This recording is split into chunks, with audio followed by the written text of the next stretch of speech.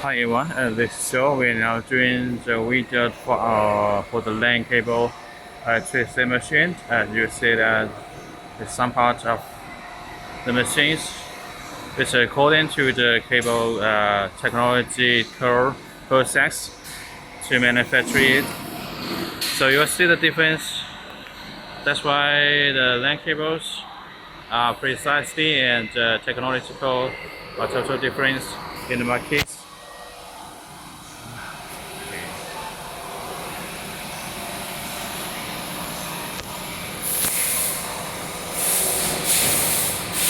This is some machines in the factories in assembling.